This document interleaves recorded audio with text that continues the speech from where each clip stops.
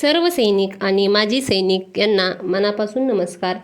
आपल्या फौजी माई सेवा केंद्र या चॅनलवर आपले मनपूर्वक स्वागत आहे. आज आपण सर्व सैनिक आणि माजी सैनिक तसेच युद्धात किंवा लष्करी कारवायात वीरमरण पावलेल्या जवानांच्या विधवा पत्नी किंवा कायदेशीर वारस यांच्यासाठी अतिशय महत्त्वाची आणि फायदेशीर योजना पाहणार आहोत.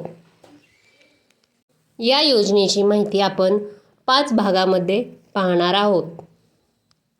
भाग 1 योजना कोणासाठी आहे. भाग 2 किती जमीन मिळते. भाग 3 अर्ज कसा करायचा.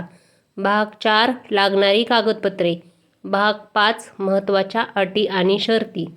चला तर मग सुरुवात करूयात. योजना कोणासाठी आहे. महाराष्ट्र जमीन महसूल नियम 1971 मधील नियम 12 नुसार भारतीय सैन्यात सध्या सेवेत असलेले सैनिक, माजी सैनिक, युद्धात किंवा लष्करी कारवायात वीरमरण पावलेल्या जवानांच्या विधवा पत्नी किंवा कायदेशीर वारस इत्यादींना ही योजना लागू आहे. भाग 2 जमीन किती मिळते. साधारणपणे कोरडवाहू भागात 3 ते 4 हेक्टरपर्यंत जमीन मिळू शकते. बागायती भागात हेच क्षेत्र कमी असू शकते. जमिनीचे माप सर्वांसाठी ठराविक किंवा समान नसते. जमीन उपलब्धतेनुसार दिली जाते. अंतिम निर्णय संबंधित जिल्हाधिकारीच घेतात. भाग 3 अर्ज कसा करायचा. अर्ज आपल्या जिल्ह्यातील जिल्हाधिकारी कार्यालयात तहसीलदार यांच्या मार्फत करावा. आवश्यक कागदपत्रे जोडायची. अहवालानंतर जिल्हाधिकारी आदेश देतात. भाग 4 आवश्यक कागदपत्रे.